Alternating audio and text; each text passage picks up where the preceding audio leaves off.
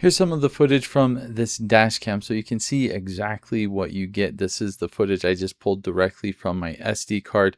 Now I am rendering this video in 1080p, but you have the option to save in 4K or 2K with this dash cam. A couple of things that make this unique from other dash cams right now is it does have GPS built in, but it's on the suction cup mount. Now, a lot of GPSs right now, they don't have the suction cup mount. They just have the adhesive.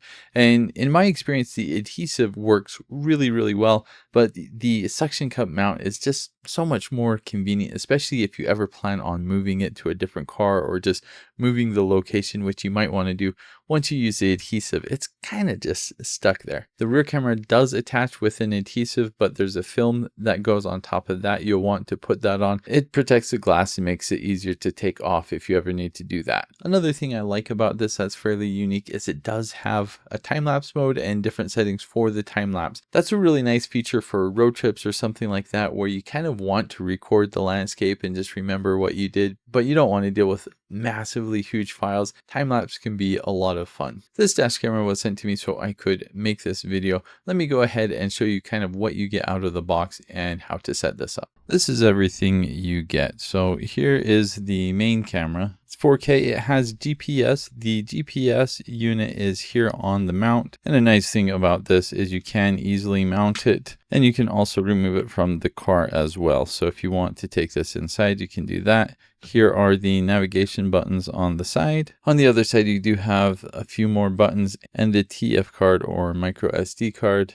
128 gigabytes. It's nice that it comes with this. And here's a closer look at the rear camera. You can rotate it. What I like about this set is, so you do have your main power cord that you plug in there, but going from the main camera to the rear camera, it is just USB-C to USB-C. So kind of a more universal cord. A couple of tools for cable management.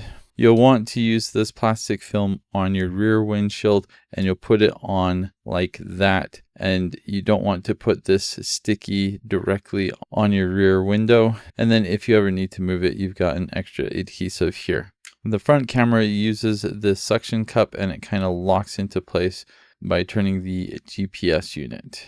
Let's go ahead and plug in power so I can show you the navigation. There are a lot of settings. I'm not going to go over everything, but I will go over some of the things I think you need to be aware of. You can record in 2K or 4K. You can mirror the rear camera if you need to. And if you want to use the rear camera kind of as a backup camera, you can switch to the rear screen, or you could do a split screen. Can turn WDR on or off. Collision detection, I'm going to go ahead and turn that on to middle. Basically, if you get in an accident or maybe a big bump, what it's going to do is it's going to store that file on a different location on your SD card that doesn't get overwritten. The options for time-lapse are 12, 24, or 72 hours. You can also set how many frames per second you want the time-lapse to operate at, 1, 2, or 5. And you probably will want to format the SD card before you use this for the first time. So I'll go ahead and do that now. Let me go ahead and turn on Wi-Fi so I can show you the app. You will need to register. Let me do that real quick. Before you can add a camera, you'll want to connect to the Wi-Fi of the dash cam. And then once you're connected, you will be able to see a live preview of the dash camera.